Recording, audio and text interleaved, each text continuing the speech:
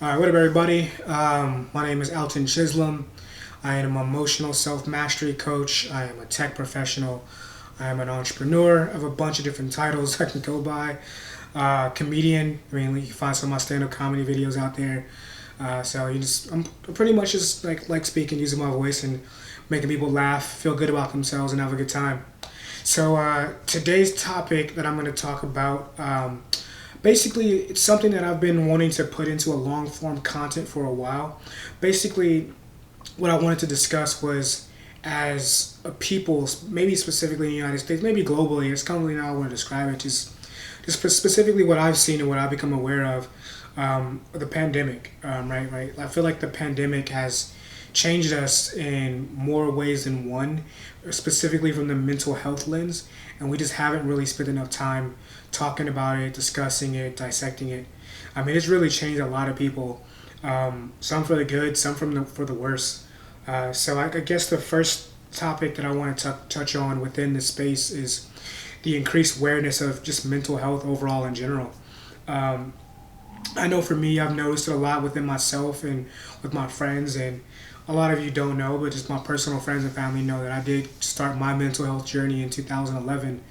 That was just a wild time for me. I was losing a lot of friends in the war. I was losing a lot of family members. It's just like my mindset was just not where it should be.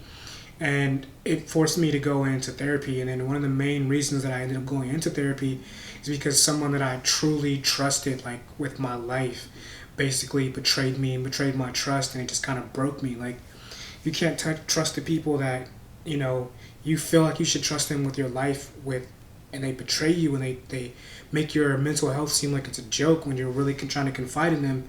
And it really messes with you. And it forced me to go into therapy, and I was in therapy for about 13 months. Um, and I thought I was over with it, man, and I thought I was done with it. I'd gone through all the steps and knew all the techniques to make myself feel better if I was ever feeling that down and that stressed again. And then the pandemic happened, and it's boom, right now I'm aware of everything, right? You're stuck in the house. You can't go out. It's just you, and if you have roommates, I was lucky enough to have roommates at the time, so it was like not extremely bad for the very beginning, but then it did kind of get pretty bad, and just things that you thought were gonna go your way don't. I'd recently started a new business, an events-based business, right in the beginning of COVID, and I landed so many deals to do these different types of events, and I absolutely love doing live events. I put on an amazing live talk at UC Irvine. You know, I had about 40 people there. Like, it was just a great, time for me. And all of a sudden, the pandemic was like, no, everything shut down. And obviously, you can't do live events in the middle of the pandemic. So it just kind of really drove me to a dark, dark place. And um, pretty much everything I had left, I'd invested into that space. And it was just like, I just became more and more aware of just like where I was at in my life, and things that I wanted to do and thought I could do, but just chose to like maybe put off. But I've become so focused on like growing this live events business, and I'd done everything right. I had contracts in place, I had a partnership, I had all these things going for me, and then boom, it's all gone. All right, so now you're aware of this, and then like you become, not to dive too much in that story. Maybe I do a completely separate, long form content on that one separately. But these are becoming aware of like your friends' mental health issues, right? Like that maybe you didn't see before, because you guys have all these other options to escape, and it just becomes like, man, you're everything becomes so much like clear, and you think you understand things, but you don't, and you're just kind of like trying to figure everything out, and we just really didn't weren't really prepared for it. So now the awareness is just extremely heightened when it comes to your mental health, and maybe you're doing a lot of things that you weren't normally doing. Lord knows I was doing that. I was just mentally just wasn't right. Just wasn't really myself. And so becoming more aware of that, and then boom, going into therapy again, and then being vocal about it. And so it brings me to my second point. My second point is reducing the stigma of mental health. I know when I was like absolutely in the peak of losing my shit, I decided, what, I'm not gonna do the same thing I did this time around and just like do my all my work in silence. I'm like, fuck it, I'm gonna make it available to other people. And because of the reduced stigma, and I didn't even realize like how much I had an effect on the people. Like so many people saw the content that I was putting up at that time, and it forced them to go into therapy. And it was like they were DMing me like, "Hey man, like I didn't know you were going through all this shit," and like they went to therapy after seeing my videos, and like that made me feel really really good, just knowing that okay, me choosing not to deal with the crazy shit that's going on in my head and in my life and putting it out there for everybody to see allowed for other people to go. And it was especially beneficial when I see the other black men go to therapy. Just speaking as a black man, I know we don't get that opportunity to just talk about our mental health, because we're always told to suck it up, and we're always just belittled when we want to bring it up. And there's so many different things that as a black man you kind of were told to just suck it up. And then when you talk about, oh, you're bitching, or you're soft, or some other negative stereotypic connotation when you want to talk about the shit that's going through your head. And then we wonder why black men die the earliest when it comes to stress. Like you hear about black men dying in their 50s and 60s all the time, stressed the fuck out, because they've been sitting there for the longest period of time holding all this in and ain't had nobody to talk to about it. And so I'm glad I was able to help reduce that stigma for a lot of people. And I know, like, just within my own friend group, I lost people during the pandemic to suicide. And it was like, fuck, dude, like, I wish I would have been more, doing more outreach or reaching out to these people and, like, saying, hey, man, like, talk to me. So you don't feel alone in that space. So I really am glad that that is a huge positive out of the pandemic that we got, was just reducing the stigma and people being more comfortable. And there are a lot of people that are still uncomfortable, but I think that number is slowly decreasing. And the third point that I wanted to touch on in this venting session basically is the now available resources for mental health are virtual. You don't have to go into an office and sit down and talk to a therapist anymore. And man, trust me, my first time, I'm glad I went into a therapist's office, and I'm glad that I found the particular person that I found, because I was doing a lot of research. So I really wanted to trust the person that I was doing that with.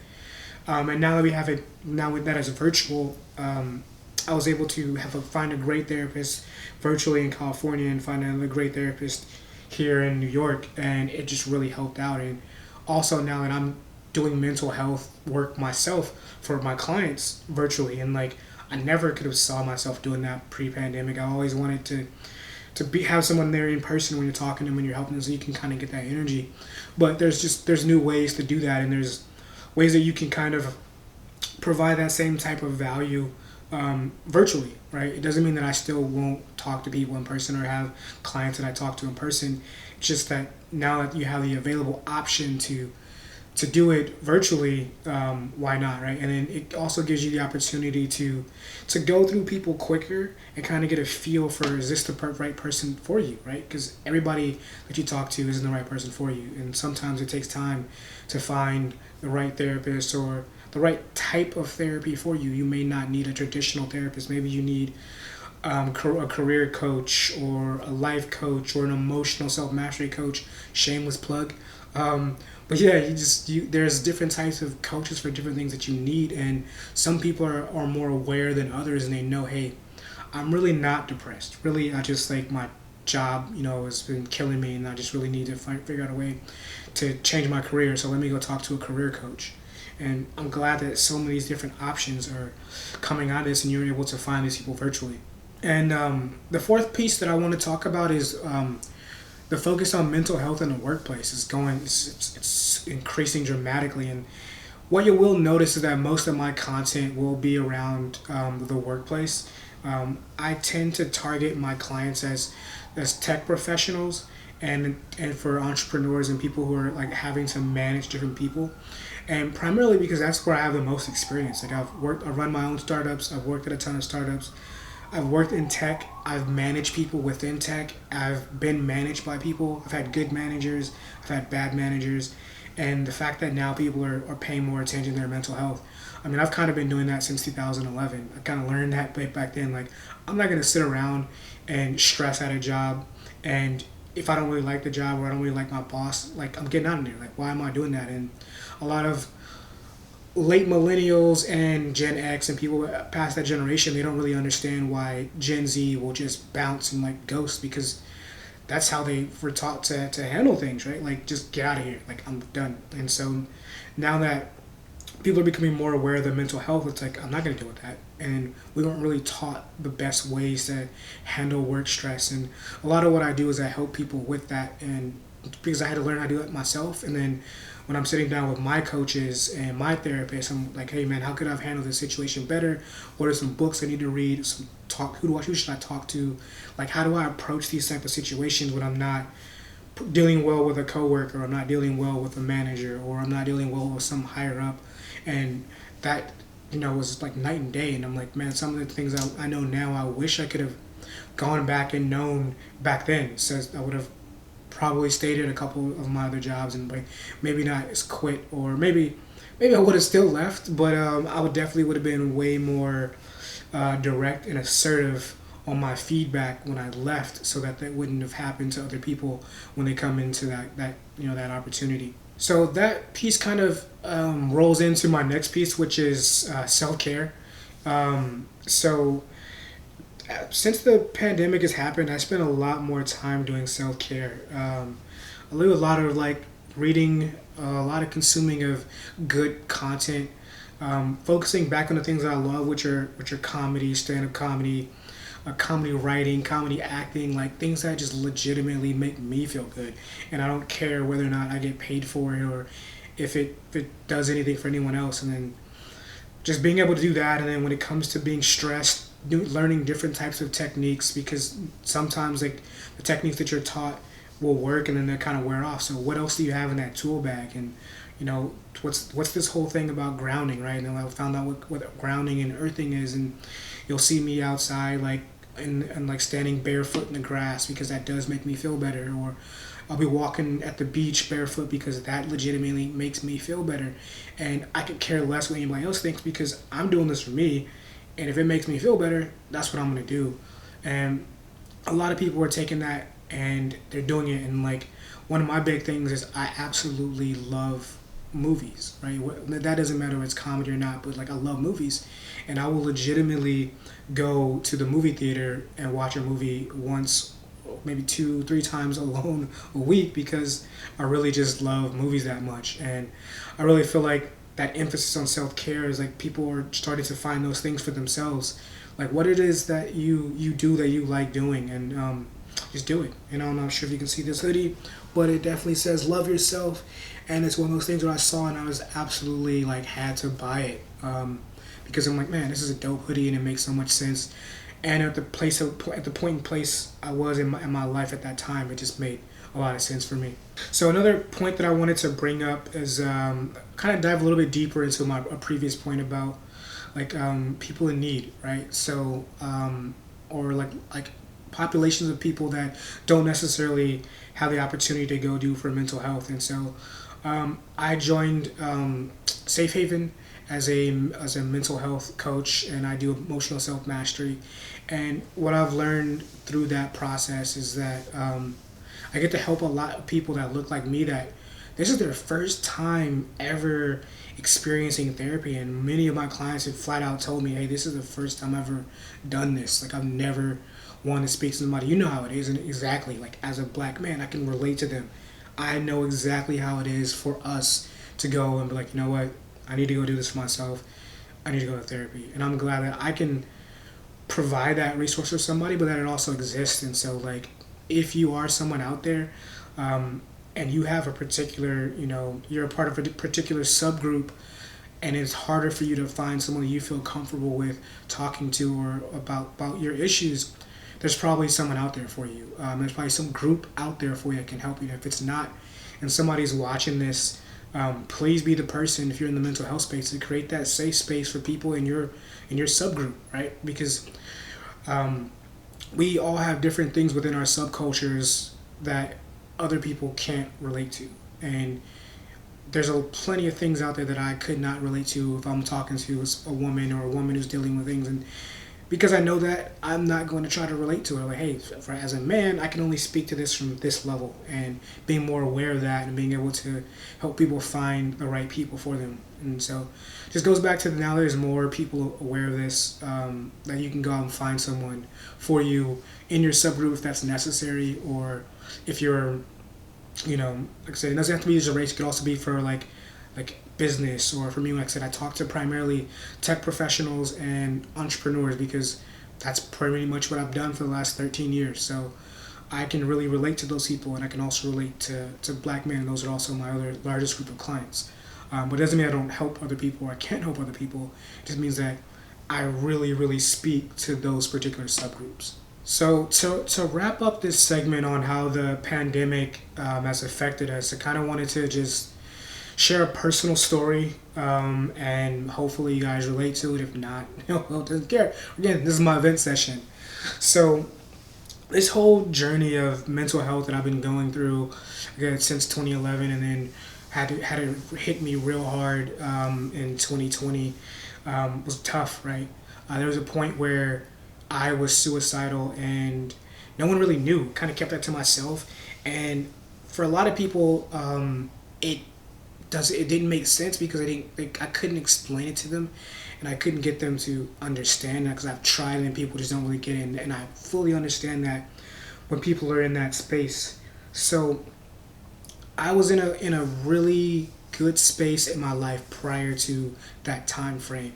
So I was working for myself, and I was doing independent consulting, and I was making really, really good money picking up, private consulting clients, and I was making a lot of money. And then I pretty much had all that money saved up, and then I invested that money into my startup. And many of you who are going to watch this, and at least in the early space, are going to know what that is. But I invested a lot of that money in that startup. Took out a lot of loans to invest in that startup, and the startup didn't go well. And so I went from having 6 figures in my bank account to being 6 figures in debt. And I don't want to mention specific numbers. They're there. But I also was invested 6 figures in education. So my business degree, my computer science degree, my psychology, and all my specializations for life coaching. I invested a lot of money into myself, into my business, and at the pandemic peak, like, I lost everything. And so it kind of like made me think about my value and my self-worth. It was so much tied to like me being the person who was able to make all this money and to do all this and pull myself up, and being someone who came from like literal poverty, like welfare, not knowing what we're gonna eat, like the lights going off, staying with my mom in one of those shelters, and like all this stuff that a lot of people don't really know about me was like going through my head, and me having to process that. Like, damn, like as far as I've come, like I just went back to nothing in a month, right? A couple months, like everything you built is gone. Sure, the startup didn't work out, and then like, all right, cool, I got to take this money, I'm gonna invest, take whatever I have left and invest it somewhere else, and then boom, pandemic hits, and it just puts you in such a dark spot. And then like, luckily at the time, I had a friend who was there for me and they had no idea what was going on. They just chose to fucking be there, and I literally told them at one point like, no, I'm good, I'm just chilling, blah blah blah. And they were like, nah, I'm good. I'm gonna come hang out with you. We're gonna do this. We're gonna show up. And it was like, man, like just having that person like be there for you, and like not even really knowing what's going on, but like being there and helping you out and kind of helping you get through that. And you kind of slowly like come back to yourself, and you bounce back because you had somebody there. And I'm sharing this story because I found out that I was that person for a couple other people, and I had no idea. And it's like, fuck, you never know how you're affecting someone else's life. And so you should be very careful with the words you say. And if you you just so happen to be that person for someone else, even though you don't know, you're just being a kind, nice person, be grateful when they share that information with you, because that may happen from them seeing this video, right? You just don't know. And all the people that have shared with it that I was that person for them, like I had no idea. And I'm glad I could be that person, and I will continue to be that nice, caring, supporting person. And even when people try to make me feel bad for being too nice or being too supportive of other people, that's my superpower, and you can't really take that away from me. And I'm just glad that I could be there, and that I could help with other people. So hopefully that story was very real and deal, and I don't know if you could tell. Definitely do get choked up telling that story, but hopefully I help someone else out, and be nice to people, be kind to people, because you don't know what they're going through, and you may be the one person that they look at, and then if you're all of a sudden change up your energy, that could completely fuck shit up for them. So anyway, I hope this information is valuable to somebody. If not, who cares, right? It's my event session, and I'm going to be putting out a lot more long form content and chopping up it into smaller content as I continue on my journey as a mental health professional, specifically emotional self mastery, working with entrepreneurs, tech professionals. So anyway, take care, guys. Peace.